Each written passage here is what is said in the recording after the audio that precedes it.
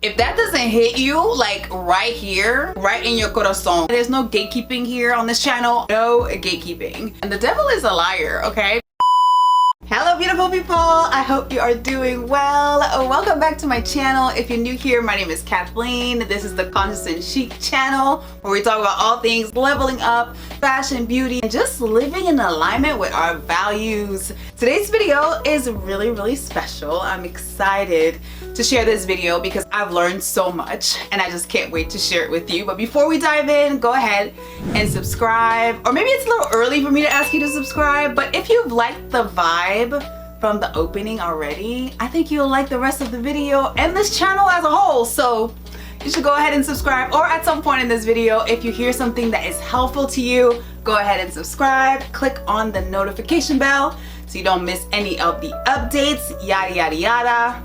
Like, comment, subscribe, blah, blah, blah. All right, all the YouTube things are out of the way. Now this video is not going to be this super in-depth video because I don't know how long it's gonna end up being, but it would be at least 10 times that long. But it's gonna be really an overview of the things that you want to be looking at, looking for, things that you need to set up in your life, and things that you need to really align and figure out for yourself if you wanna level up. And this is not gonna be a believe in yourself, believe you can do anything, be the Lulu. Like, this is not this type of video. This is going to be partly what you need to work on personally, but also practical things that you can do to level up. Number one, and I think maybe every video on this topic probably starts the same, but it's because it's so foundational. You need to figure out what you want. You cannot level up or reach a target or a goal if you don't know what that goal is. And it can't be vague. You can't say, oh, I just want a better life. But what's better? You want to get specific about what a better life looks like to you, what it feels like to you. And that's something that's super personal. What you think is an amazing life will be completely different, I promise you, from the next person, from me, or even from some of your family members, or maybe even like the people closest to you. So you really have to take a moment and think about what your ideal life, your best life would look like, what leveling up would look like for you. And you need to set specific goals. And we've all heard, I'm pretty sure, of SMART goals. And you know, you want those goals to be specific, measurable. You want them to be, I don't know if I remember the whole acronym. I haven't used it in such a long time. Like attainable, I think. R is realistic, and T, I think, is time bound. If I made a mistake, I'll correct it here, but you want your goals to basically be specific and make sense for you and give yourself a deadline, and and you don't want it to be something that is so far-fetched that it discourages you along the way. And what I mean by that is, like, you have to set goals over time. So if you have a goal, let's say, is to be, I don't want to use money. Let's say it's to have a family of 5 kids, but you have 0 right now. Making that your goal, then you would have to put it in time, like many years down the line. Maybe what you want to do this year or in the short term is book a doctor's appointment to talk about your family planning. Or, I mean, if you're single, it's find a man, you know?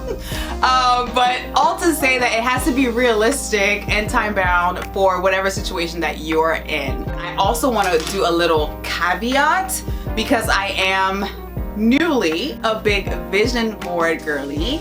I have attempted, I should say. This is a safe space where we're honest, okay? We keep it real. I've attempted to do vision boards for, I mean, a few times. I would say in my memory, maybe 2 or 3 times. But long story short, I started vision boards and then I never finished it, and obviously it didn't work. And I don't think there's anything magic about the vision board, but I think it's a great practice that really helps you figure out what you want and displays it in a way that is visually pleasing. Now, I am an internet computer girly. I'm not really a arts and crafts kind of girly, so doing the vision board parties with all the magazines and the cut-ups and the glue and the glitter and the words is not for me. It's not for me. And I think that's why I failed in the past doing a vision board, because at the end of the day I had this cardboard that was half done and that I thought was just an eyesore to look at. It was just an eyesore to look at. Like, I didn't want to look at it. And so this past year, my last vision board, I should say, because I don't know exactly when I want to post this video, but my last vision board, actually I did something completely different. It's the first vision board that I actually completed and used and looked at and seen things come to fruition from the vision board. And I did a digital vision board. Perfect for me. And it was so easy to do. You see me looking over here, I have some notes, and my computer likes to go to sleep, so whenever I do this, I'm like waking it up. I know I could set it, but it's whatever. We're here and we're not stopping this video. So I'm shooting this video before doing my next vision board, but I'm pretty sure I'll be done with my vision board by the time I post it. So just know that She, Her, Me has another vision board, and if you want more information as to how to build a vision board, I'd be happy to help. And I should say that I did it while I was in the hospital. That was like, I mean, I had time. I was in the hospital. I think that whenever you're going through something difficult, it's very important to visualize yourself on the other side of whatever that thing is.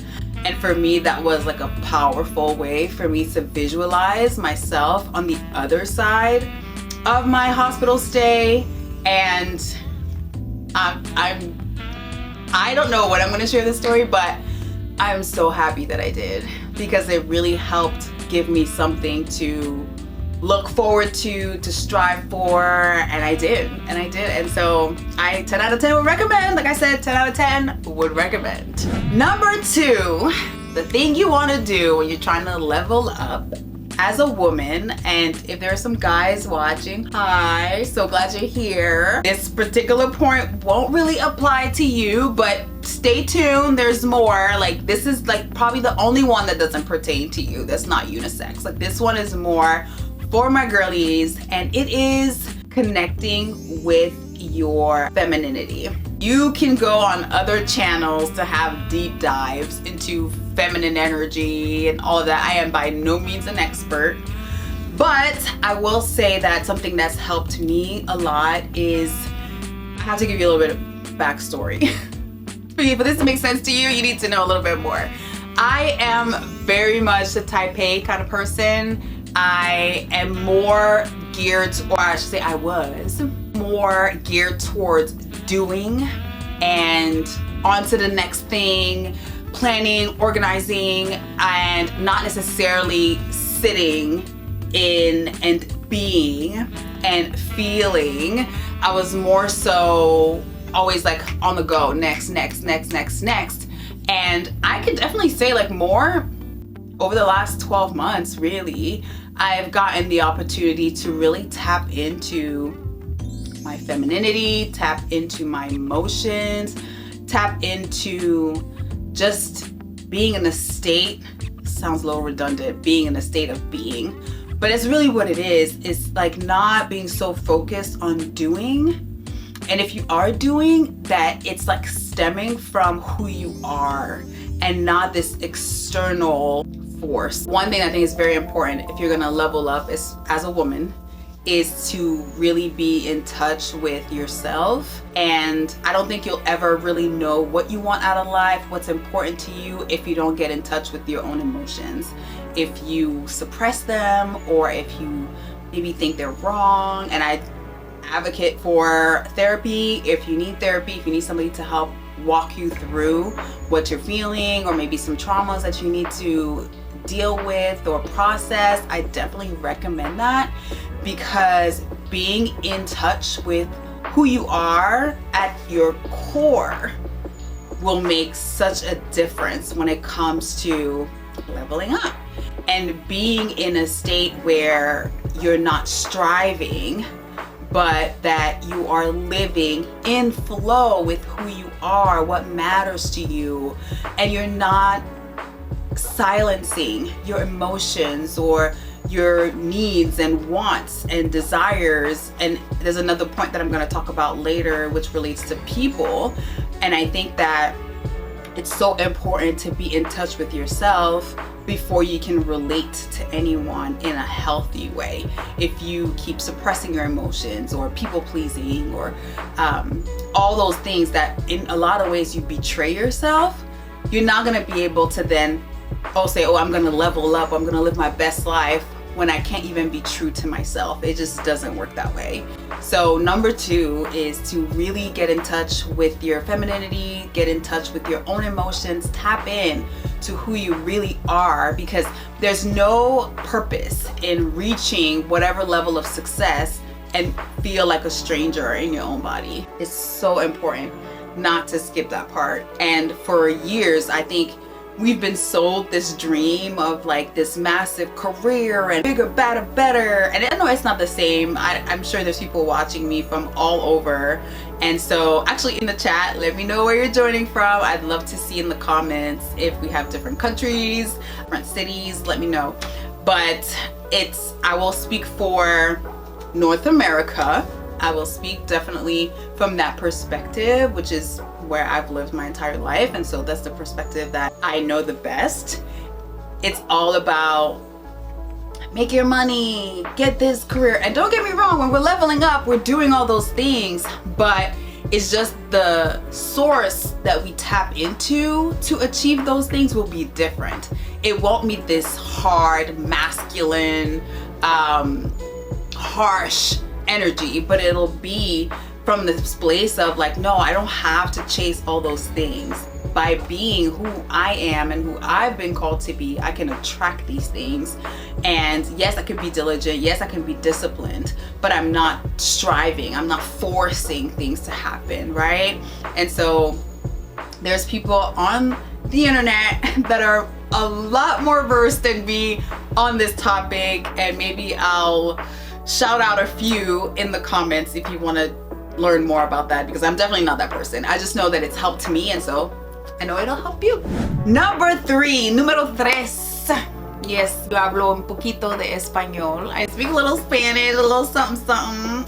If you speak other languages besides English, let me know below also. Really want us to be able to chat in the comments, so I'll let you guys know what languages I speak and we can kiki and talk about it. But number 3 is having the understanding that if you don't like something about your life, if you don't like your life, you can change it, boo-boo. You can change it. And it's so important to shift your mindset when it comes to things that are final, or I think it's called like fatality, where you think that this is the way things are and this is the way it's always gonna be and this is never gonna change. And I definitely want to put a few caveats here, because if it's someone else, then yeah, you can't change other people, so let's scrap that. But you can change your relationship with them. It's up to you what you allow. You can set boundaries with them. And if it's something where maybe you're dealing with a physical issue, and so you can't necessarily change it off the bat, because I know there's certain things that outside of the divine can't be changed, and I'm a woman of faith, so I believe that that can happen. But you can change the way you operate within it. You can change the way you think about yourself as you're dealing with this issue. You can change how you choose to look at life because of what you're dealing with. You can have someone, I think it was a story that I heard, and I'm gonna paraphrase it, but basically there was this man who I believe was, and I think there's like a few versions of this same story out there. So maybe you've heard one of the versions, maybe it's not the one that I'm gonna tell you now, but there was this man who passed away. He had 2 sons. Wake up, computer. He had 2 sons, and he was an alcoholic, I think, and maybe abusive or something like that. And he passed away, and his sons went to visit his grave one day. The first son came to visit the grave, and someone asked him, or kind of like checked up on him, like, how are you, da da da da. And this one son was like super successful, had a family and children and everything. And the man asked him, like, how did you turn out to be this way with, you know, your father being the way that he was? And he said, well, exactly, because my father was the way that he was, I wanted to be the absolute opposite. Like, I wanted to be anything but that. And so he goes on his way, and then the second son comes and he has like money problems. He's also an alcoholic and broken family and all those things. And the man asks him the same question, how is it that you are the way that you are? And he said, well, look at my father. I'm exactly like him because that's what I saw growing up. And so sometimes you might think that you are stuck or that your circumstances determine who you are. And in a lot of ways they do, but the choice as to how they affect you, positively or negatively, that's entirely up to you. And so get it into your mind that if there's something about your life that you don't like, and I think that if you stumbled upon this video and you want advice about leveling up, there's something in your life that you want to change, then you have to get into your mind that, you know what, if I don't like this thing, I can change it. And I'm not a tree, I'm not stuck here, I just maybe need help figuring out how, and maybe I don't have the answers, or I feel like it's too much for me. So then you seek out help to really get out of that rut that you might be in, so you can get free from there, so then you can actually do all the amazing things that we're gonna talk about. So that's number 3. You are not a tree, okay? You are not a tree. You can do it. You can change your life by making some changes in some areas, whatever you don't like. And I think it would be worth it. I'm a big advocate for journaling. I think journaling is an amazing practice that I started doing over the last 12 months also. And just sitting down and writing out the things that you don't want to do anymore, the things you don't like, the things that you want to change. And sometimes it's not even, I'm gonna say this, sometimes it's not even changing the thing, but it's changing how you see the thing, or it's changing your perspective on the thing, or how the thing makes you feel, or what the thing makes you think. It's sometimes not changing the thing, but it's your perspective. Sometimes that needs to change. If anything's been helpful to you so far, go ahead and subscribe and hit the notifications. Okay, let's move on. Number 4, I actually switched the order real quick because it's so linked to what I just talked about. So number 4 is focusing on the things you can control, not the things that you cannot control. It's a quote. I'm gonna butcher it, so I'm just gonna go ahead and read it. It says, and I'm sure you've heard it before, it is, God, grant me the serenity to accept the things I cannot change, the courage to change the things I can, which is really what I was referring to in number 3, and then the wisdom to know the difference. As we're trying to level up, we want to live our best lives, we want to grow, thinking about things that we can't control and obsessing over them is a waste of energy. It's so counterproductive. And I know if you're honest, you do it too. It's not just me. Let me know I'm not alone. In the comments, let me know I'm not alone. But it's so important to just release control. Things that you can't control, just let it go. Do like Frozen, like Elsa, and let it go. And then the stuff that you can control, then make it your business to be diligent with those things. Make it your business to change those things or improve those things, and focus. Put your focus there, because when you focus on things that you can't control and there's nothing you can do, it can really put you in this woe is me kind of state where it kind of keeps you from also doing all the other amazing things that you could be doing, because you're so focused. You know, where I think where your focus goes, energy grows, or something like that. Whatever you focus on, you get more of that, right? And so you don't want to focus on the things that make you feel small or make you feel like you have no power, no agency, no choice, No, you want to focus on the areas that you actually can control, that you have agency and that you're able to improve. And the more you focus on those things and the more you grow in those areas, it's like it compounds, it's like compound interest. And then you get more and more and more and more and more of that. So what would you rather? Be in a slump all the time? And don't get me wrong, sometimes, you know, you have your moments and you spiral and, you know, you get a good cry and it's like cathartic, and I've been there. Me too.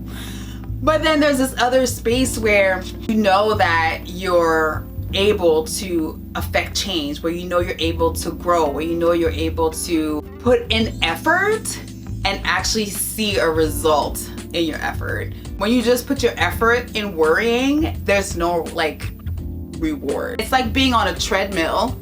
You're like running and you're sweating, but you're not going anywhere, honey. You're like nowhere. You're going nowhere fast. Whereas when you're focusing on the things that you can control, you're running, it's like running outside. And so you're seeing the scenery, you're making progress, you know, your app is letting you know like all the amazing things that are happening in your body, in your heart, and the amount of steps that you're getting. And so let's stop, let's do it together.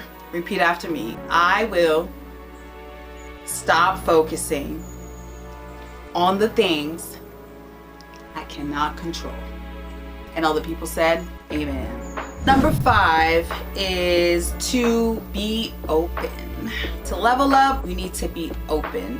Open to life, open to love, open to experiences. You want to have this mindset of, I wonder what today is gonna bring. I wonder what this week is gonna be like. I wonder what good news I'm gonna get. I wonder who I'm gonna meet that might be a game changer for me.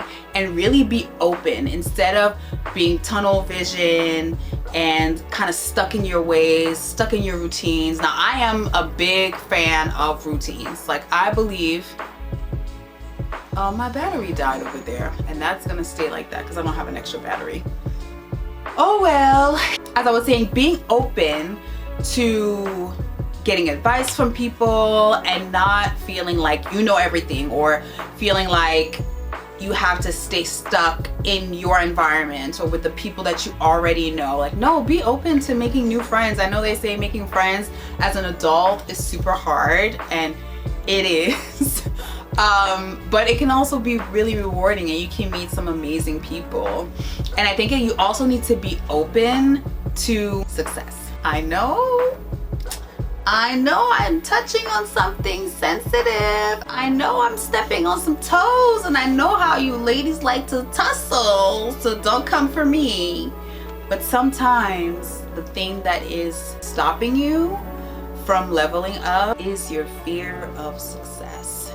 And with that comes your imposter syndrome, and it's just downhill from there. I think I saw this video, and I had heard this quote before. I'm not sure where it's from, but I saw this video the other day, and basically the man was talking about a question that his dad had asked him, I think, or the best advice that he got. But basically the question was, what would you do if you knew you couldn't fail? What would you do? And I want you to answer this question. What would you do? To say, what would I do if I knew I could not fail? And that's probably your dream, and that's probably what you should be doing. And removing the fear of failure and the fear of success from it, and being open to things actually working out. Woo! That'll preach. That'll preach. Number 6 is a hard one, but it's necessary to leveling up, is to face yourself. And when I say face yourself, this is a little bit different than tapping into your femininity. This is really coming face to face with yourself. Go ahead, shift your position. And really looking at yourself in the mirror, not physically, but figuratively. And looking at your bad habits, looking at your excuses, looking at your procrastination, and really facing yourself and asking yourself, okay, why am I not where I want to be? And maybe it's listing all those things down. And again, it's focusing on the things you can control, right? And so don't write, it's a recession, or my boss hates me. We've all been there, and that's a very difficult. I don't want to minimize the things you can't control, because a recession is very serious. A boss who doesn't like you is very serious, and I've been there, and it made my life a living nightmare. And so I really empathize with you when it comes to those types of things. But what I'm trying to highlight here is the things that are, I don't want to sound harsh, but the things that are your fault. And we all have them. I have them. And a lot of things I had to face myself and say, girl, if you don't stop procrastinating, like, hello, you don't have an excuse for this. Like, you have enough time, you have enough knowledge, you have enough resources. And if you don't have the knowledge, then there's Google for that, you know? And so I had to get real with myself. And I think it's important, if you're really gonna get on this journey, to be honest, like brutally honest with yourself, because deep down, you know those things, and you might not be real with yourself, or you might use them as excuses, and there's no way you're gonna level up like that. So you really need to face yourself. So that's your excuses, it is your procrastination, it's your perfectionism. I always say this, perfectionism is the mother of procrastination. And so procrastination is the daughter, but perfectionism sometimes is hiding actual procrastination. And so you need to deal with the root of the procrastination. Maybe if you feel you don't have enough information, or maybe you don't feel, maybe it's your imposter syndrome, maybe you don't feel worthy of the thing, and so you think, oh, it needs to be perfect, or I need to have these things in place first, or I need to have that done, or this, that, and you think it's legit. But what it really is a fear of failure. It's a fear of success. It's procrastination, it's laziness, and you just hide it, and you put some you just put some makeup on it with your excuses. And I think the most powerful part of this, though, is not just to list your excuses, or it's not just to say, oh, I procrastinate because I have a fear of success. Because I learned that a lot of those excuses and that procrastination is you actually protecting something inside of you. So imagine there's a little girl or a little boy inside of you, this little girl that is scared, and your excuses, your procrastination are actually protecting her from feeling inadequate, or feeling cringy, or feeling undeserving. And so those actions that you're doing or not doing, those are not random. Those are because there is this little child in you that you're trying to protect. And until you're able to realize that, or face that, and reassure that little child that, hey, I'm not gonna let anything hurt you. If we do put ourselves out there, whether it's in relationships, if we are vulnerable, or if we do, let's say, decide to create content and put ourselves out there, maybe people might be mean to us, I'm not gonna let them hurt you. Or I'll be hand in hand with you to walk through that hurt if it does come. And something else that's really important to look at is your consistency, or lack thereof. You hear it on social media all the time. Consistency. The secret is consistency. The secret ingredient is consistency. Consistency everywhere. And you might say like, oh, I'm not able to be consistent. Like, I struggle with consistency. And I think that one thing that sometimes we fail to realize, and I'll put myself in that boat too, none of us really struggle with consistency. Because the reason why we are where we are, it's because we're consistent. Consistent in the wrong things, but consistent nonetheless. There are things that, if you look at your day or your week, that you consistently do. Some things nobody even needs to ask you to do them. You do them. You are consistent. You know how to be consistent. Maybe you brush your teeth every day. I hope you do that. Whether it's showering or doing your hair or doing your makeup or getting dressed. And I know for some people, maybe you're going through a depression or something where you actually don't even do those things, and those things are very difficult for you, and your therapist might say, hey, let's try to get up every day. And so, you know, those are the places where you need to build consistency. But there might be other areas that as you're going through your depressive episode that you are consistent in. And so consistency is not the issue. I think we all know how to be consistent, but what we need is to learn and shift to be consistent in the things that are actually going to serve us. It's being consistent in the things that are actually going to help us reach whatever level it is that we want to reach. It's sitting down and saying, okay, consistency is not my problem, because I know how to be consistent in a lot of things. My problem is attributing the right value and prioritizing the right things to be consistent in. And there's a quote that I want to say about procrastination that hit me. It hit me in my face. Okay, this is the quote. I don't want to butcher it, so I'm going to read it. It says, procrastination, you might have heard it before. Procrastination is the arrogant assumption that God owes you another chance to do tomorrow what he gave you the chance to do today.